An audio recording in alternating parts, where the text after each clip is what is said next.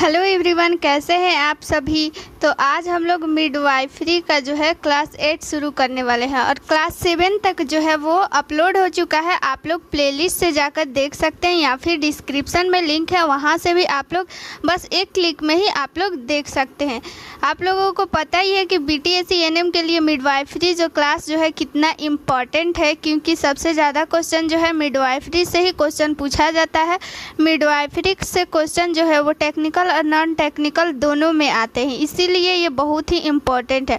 और ये स्पेशली ये क्लास जो है प्रीवियस ईयर ही है, तो इसीलिए प्रीवियस ईयर क्वेश्चन है, तो आप लोग जो है अच्छा से इसको रट लीजिए, क्योंकि इससे जो है 100% चांस है कि इससे क्वेश्चन आएगा, इसीलिए आप लोग इसको मिस मत कीजिए।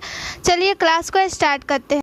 क्लास को स्टार्ट करने से पहले आप लोगों को एक ज़रूरी इन्फॉर्मेशन है वो बता देते हैं कि फास्ट इन्फॉर्मेशन चैनल पे जो है वो सफलता का बैच जो है वो स्टार्ट हो चुका है। वो सफलता का बैच जो है वो एएनएम के लिए है, बीटीएससी एएनएम के लिए है, जिसमें आप लोगों को एएनएम का ऑल सब्जेक्ट यानी फर्स्ट ईयर सेकेंड ईयर दोनों का मिलाकर 6 सब्जेक्ट मैथ पढ़ाया जाएगा, जीके जीएस पढ़ाया जाएगा और रीजनिंग पढ़ाया जाएगा। यानी कि जितना सिलेबस है बीटीएससी का आप लोगों को सारा पढ़ाया जाएगा। तो आप लोगों को अगर ये बैच परचेज करना है तो ये नंबर जो है चंदन सर का है, ये आप लोग जो है इस पर आप लोग व्हाट्सअप कर सकते हैं या फिर कॉल करके पूछ सकते हैं। और ये जो है ऐप का लोगो है, इसको आप लोग प्ले स्टोर से डाउनलोड कर लीजिए और वहाँ से भी आप लोग परचेज कर सकते हैं। अगर आप लोग को कुछ भी समझ में नहीं आ रहा है तो इस नंबर पर कॉल कर लीजिए और आप लोगों का कोर्स जो है वो एक्टिव कर दिया जाएगा। ये क्वेश्चन नंबर फर्स्ट बहुत ही इम्पोर्टेंट है, इसको आप लोग याद कर लीजिएगा। हार्मोन रिलीजिंग अंतर्गर्भाशयी उपकरण का चयन कीजिए, यानी कि कौन सा इसमें से जो है अंतर्गर्भाशयी जो है उपकरण यानी कि आईयूसीडी इसको बोलते हैं इंग्लिश में आईयूसीडी। कौन सा आईयूसीडी जो है ये उपकरण है इंट्रायूटेराइन कंट्रासेप्टिव डिवाइस, इसका फुल फॉर्म होता है, फुल फॉर्म भी पूछ लेता है, इसके लिए आप लोग याद कर लीजिएगा इंट्रायूटेराइन कंट्रासेप्टिव डिवाइस। तो उसी में जो है ये आईयूसीडी जो है 2 प्रकार का होता है, तो वही एक हार्मोनल होता है, एक नॉन हार्मोनल होता है। तो इसी में का टाइप ये पूछ रहा है कि कौन सा जो है वो हार्मोनल रिलीजिंग अंतर्गर्भाशयी उपकरण है। तो ऑप्शन नंबर फर्स्ट है वाल्ट LNG-20 और मल्टीलोड 375 प्रोजेस्टोर्स। और फिर आप लोग LNG-20 दिया हुआ है, उपरोक्त में से एक से अधिक या फिर उपरोक्त में से कोई नहीं। ये देखिए प्रीवियस ईयर क्वेश्चन है, आप लोग इसको रट लीजिए, ये क्वेश्चन पूछा हुआ है और ये बहुत ही इंपॉर्टेंट है, पूछ भी सकता है। तो इसका राइट आंसर क्या होगा? ऑप्शन नंबर 3 जो है इसका राइट आंसर होगा प्रोजेस्टेरस। LNG-20 जो है इसका राइट आंसर हो जाएगा। तो चलिए इसको हम लोग जो है इसको डिटेल में पढ़ लेते हैं। देखिए सबसे पहले क्या कहता है कि आईयूसीडी जो है वो किस लिए यूज किया जाता है। अवांछित गर्भ को रोकने के लिए गर्भ निरोधक विधियाँ उपयोग किया जाता है। आईयूसीडी जो है वो आप लोग को पता है कि वो जो है गर्भ जो है रोकने के लिए एक जो है विधि है, तो वही बोल रहा है कि एक जो है ये विधि है। सबसे प्रभावी गर्भ निरोधक विधि अंतर्गर्भाशयी उपकरण IUDs होता है। इन्हें योनि के माध्यम से गर्भाशय में डाला जाता है। ये विधियाँ आसानी से उपलब्ध, प्रभावी और उपयोगकर्ता के अनुकूल होनी चाहिए और इनका लगभग कोई दुष्प्रभाव नहीं होना चाहिए। देखिए आईयूसीडी का जो है ये शर्त है, ये भी क्वेश्चन में पूछता है कि आखिर जो है आईयूसीडी का जो है इसमें से कौन सा जो है शर्त होना चाहिए कि वो आईयूसीडी कहलाएगा। तो इसमें से जो है वो जो है सबसे जो है उपयोगकर्ता के यानी कि जो भी उसको लगवा रहा है आईयूसीडी उसके जो है अनुकूल होना चाहिए और इसका कोई भी दुष्प्रभाव जो है लगभग में नहीं होना चाहिए। देखिए हर चीज़ का कुछ ना कुछ जो है वो दुष्प्रभाव होता है, यानी दुष्प्रभाव मतलब इंग्लिश में बोले तो साइड इफ़ेक्ट।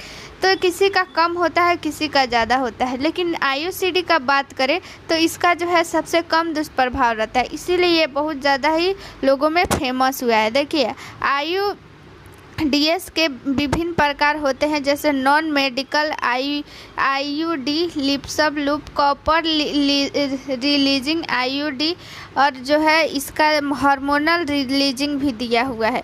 कॉपर रिलीजिंग का उपयोग देखिए क्या हुआ है, शुक्राणु की गतिशीलता और शुक्राणु की निषेचन क्षमता को दबाने के लिए किया जाता है। कॉपर रिलीजिंग ये भी एक प्रकार का आईयूसीडी होता है जो कि कॉपर का बना हुआ होता है।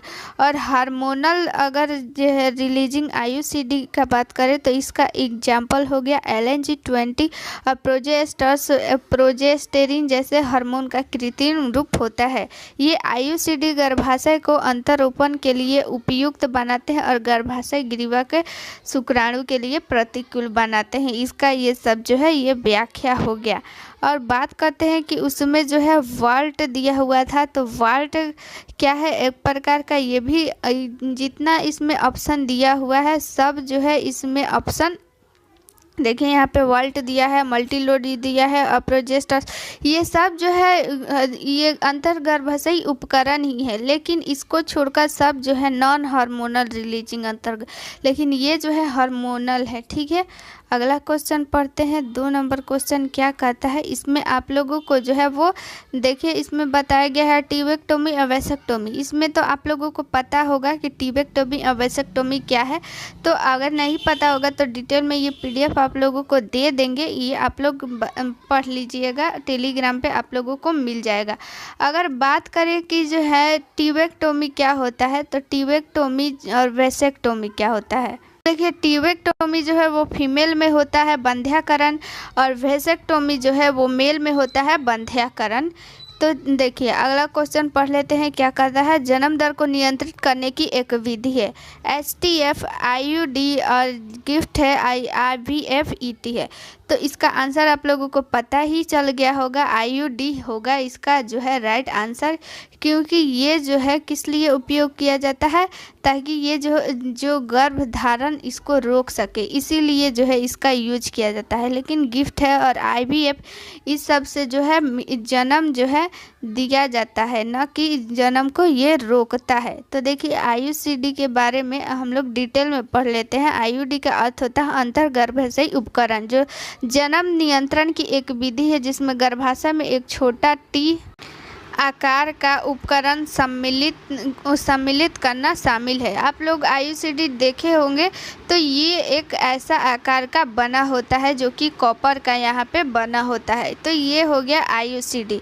ठीक है, IUCD जो है इसमें बता रहा है कि 2 प्रकार का होता है, एक हार्मोनल, एक नॉन हार्मोनल। यानी हार्मोनल वाला से जो है हार्मोन उत्पन्न होगा और नॉन हार्मोनल से हार्मोन उत्पन्न नहीं होगा। हार्मोनल IUCD थोड़ी मात्रा में प्रोजेलेटिन हार्मोन स्रावित करता है, और जो है नॉन हार्मोनल जो होता है IUCD तांबे के बने होते हैं और एक ऐसा वातावरण बनाता है जो शुक्राणु के लिए जहरीला होता है।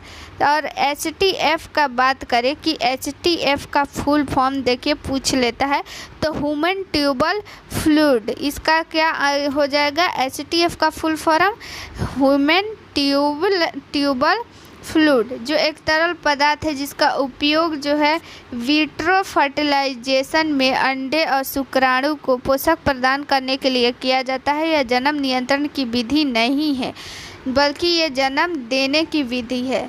और गिफ्ट की बात करें तो गिफ्ट भी एक जन्म जो है देने की ही एक प्रणाली है। तो ये सब जो है गिफ्ट और ये सब कुछ इसका आंसर नहीं होगा।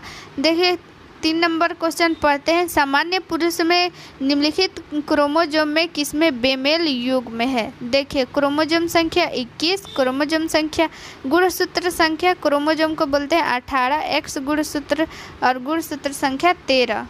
तो इसका राइट आंसर हो जाएगा X गुणसूत्र। यानी कि बेमेल क्या होता है, X गुणसूत्र, यानी कि पुरुष में X और Y का बेमेल गुणसूत्र होता है। अगर फीमेल में बात करें यानी महिला में बात करें तो X और X का जो है मेल गुणसूत्र होता है। यानी मेल मतलब कि क्या मतलब ये बेमेल हो गया और वो मेल हो गया, यानी कि सेम हो गया, इसी को बोला जा रहा है। ठीक है, अगला क्वेश्चन 4था नंबर क्या कहता है, मानव शरीर में कितने गुणसूत्र होते होते हैं? 40, 42, 36, 46। इसका आप लोग सभी लोग कमेंट में आंसर दीजिए क्या होगा। इसका राइट आंसर हो जाएगा 46 यानी 46। अगर ये पेयर में दिया रहता है यानी जोड़ा में रहता तो यहाँ पे कितना जोड़ा हो जाता है, यानी कि 23 जोड़ा यहाँ पे राइट आंसर हो जाता। कभी कभी जोड़ा में भी दे देता है, तो इसको आप लोग याद रखिएगा कि ये जो है जोड़ा में पूछ रहा है कि ऐसे पूछ रहा है। देखिए अगला क्वेश्चन क्या कहता है, मासिक धर्म प्रवाह लगभग डैश तक रहता है और मासिक चक्र को समाप्त करता है? 2 से 7 दिन, 10 से 12 दिन, 15 से 20 दिन, 20 से 24 दिन। यानी बोल रहा है कि मासिक धर्म जो है वो कितना दिन तक रहता। इसका आप लोग सभी लोग आंसर दीजिए, सभी लोग को ये पता है, कमेंट में आंसर बताइए। देखिए इसका राइट आंसर हो जाएगा 2 से 7 दिन, इसका राइट आंसर हो जाएगा। ठीक है, 2 से 7 दिन तक रहता है। अगला क्वेश्चन देख लेते हैं कि क्या है, निषेचित। देखिए ये जो है क्वेश्चन हम पढ़ाए हुए हैं और बोले हुए हैं कि बहुत ही इम्पोर्टेंट क्वेश्चन है। ये क्वेश्चन हम बार बार बोलते हैं कि पूछा जाता है और ये पूछेगा, आप लोग याद कर लीजिएगा। ठीक है, निषेचित अंडा युग्मनज यानी कि जाइगोट डैश में प्रत्यारोपित हो जाता है। देखिए यहाँ पे क्या बोल रहा है, प्रत्यारोपित होता कहाँ है ये पूछ रहा है। तो इसका आप लोग ऑप्शन पढ़ लीजिए। पहले ऑप्शन फर्स्ट है गर्भाशय, ग्रीवा, अंडाशय, योनि, गर्भाशय। तो देखिए ये हो गया, ये हम लोगों का ये अंडाशय हो गया, ये यहाँ पे, और ये हो गया यूट्रस, और यहाँ पे एक अंडाशय हो गया, ये यहाँ एक, यहाँ अंडाशय और एक यहाँ अंडाशय, यहाँ पे हो गया फैलोपियन ट्यूब और ये हो गया फैलोपियन ट्यूब। लेकिन फैलोपियन ट्यूब में क्या होता है, यहाँ पे जो है एग और स्पर्म आकर मिलते हैं और ये जो है 1 से 2 मतलब 7 से 10 दिन यहाँ रहते हैं मिलने के बाद।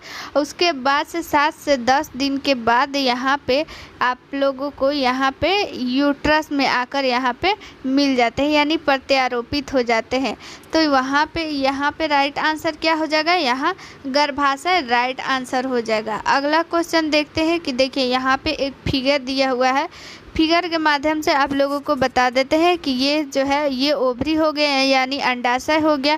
एक फीमेल में जो है 2 अंडाशय होता है यानी एक पेयर यानी एक जोड़ा जो है वो अंडाशय हो गया, और ये हो गया फैलोपियन ट्यूब हो गया, और ये हो गया यूट्रस हो गया। ठीक है, यहाँ पे आप लोगों का जो है संलयन होता है। अगर वहाँ दिया रहता संलयन तो यहाँ फैलोपियन ट्यूब आंसर हो जाता, लेकिन बोल रहा है प्रत्यापित होता है, तो यहाँ जो है यूट्रस में जो है वो जाइगोट जो है प्रत्यारोपित हो जाता है। देखिए गर्भाशय ग्रीवा का यहाँ पे कार्य दिया हुआ है। गर्भाशय ग्रीवा का कार्य क्या है, यह एक संकीर्ण ट्यूब है जो योनि को गर्भाशय से जोड़ती है। अंडाशय ये प्राथमिक महिला यौन अंग है और ये महिला युग्मनज और डिंब ग्रंथि हार्मोन उत्पन्न करते हैं, यानी अंडाशय से ही जो है वो जो है हार्मोन उत्पन्न होता है। डिंब ग्रंथि मतलब कि वो अंडाशय को ही बोल रहा है। जब मेंस्ट्रुअल साइकिल होता है उस समय जो है एस्ट्रोजन और प्रोजेस्टेरोन जो भी हार्मोन रिलीज होता है वो अंडाशय से ही रिलीज होता है। ये चीज़ भी आप लोग याद रखिएगा। तो देखिए आप लोगों के सामने फिर से एक नया क्वेश्चन आया है और इस क्वेश्चन का आप लोग आंसर दिए। एड्स का पता लगाने के लिए किस तकनीक का उपयोग किया जाता है, आप लोग इसका जो है पढ़िए ऑप्शन और आंसर दीजिए। देखिए north blot ELISA, immuno blot ELISA, western blot ELISA और सदर्न ब्लोट एलिजा। तो इसका राइट आंसर हो जाएगा वेस्टर्न ब्लोट एलिजा, यानी इसी के ये जो है एक प्रकार का टेस्ट है। इस टेस्ट से पता चलता है कि जो है जो भी पेशेंट है वो एड्स का जो है उसका पॉजिटिव है वो कि निगेटिव है, यानी कि इससे जो है एड्स का पता लगाया जाता है कि उसको एड्स है कि नहीं, वेस्टर्न ब्लोट और एलिजा दोनों से। ठीक है, देखिए आप लोगों को पढ़ के सुना देते हैं। एलिजा परीक्षण, एलिजा जो एंजाइम लिंक इम्यूनोसॉर्बेट परीक्षण के लिए का उपयोग HIV संक्रमण का पता लगाने के लिए किया जाता है। यदि एलिजा परीक्षण सकारात्मक हो तो निदान की पुष्टि के लिए आमतौर पर वेस्टर्न ब्लोट परीक्षण का किया जाता है। यानी सबसे पहले एलिजा टेस्ट किया जाता है। एलिजा टेस्ट में अगर वो पॉजिटिव आ जाता है तब वेस्टर्न ब्लॉट परीक्षण किया जाता है। HIV एक वायरस है जो एड्स का कारण बनता है। यानी अगर आप लोगों से पूछ दे क्वेश्चन कि एड्स जो है किस वायरस से होता है तो वो HIV से बनता है। और HIV का फुल फॉर्म आप लोगों को पता है तो कमेंट बॉक्स में बताइए, नहीं तो हम ही बता देते हैं, ह्यूमन इम्यूनो डिफिशियंसी वायरस। ठीक है, इसका यही फुल फॉर्म होता है। देखिए यहाँ पे आप लोगों को एक जो है एडिशनल इन्फॉर्मेशन बताते हैं, ये चीज़ आप लोग याद रखिएगा। ये क्वेश्चन एग्जाम में पूछता है कि जो है HIV संक्रमण जो है किन किन तरीक़ों से फैल सकता है या फिर नहीं फैल सकता है, और ऑप्शन दे देगा 4, उसमें से आप लोगों को टिक लगाना रहेगा कि कौन सा जो है आंसर सही है। देखिए, पहले से ही संक्रमित व्यक्ति के साथ असुरक्षित यौन संपर्क से फैल सकता है। यानी कि जो पहले से एड्स जिसको हुआ है और उससे जो है यौन संपर्क बनाने से फैल सकता है। संक्रमित व्यक्ति द्वारा उपयोग किए जाने वाली सुइयों का पुनः उपयोग, यानी कि जो एड्स है उसका मान लीजिए कोई भी ब्लड सैंपल लिया गया या फिर उसको इंजेक्शन दिया जाएगा, फिर उसी जो है इंजेक्शन का दूसरे अगर जो है जिसको एड्स नहीं हुआ है उसमें यूज किया जाएगा तो उसको जिसको नहीं हुआ है उसको भी एड्स फैल जाएगा।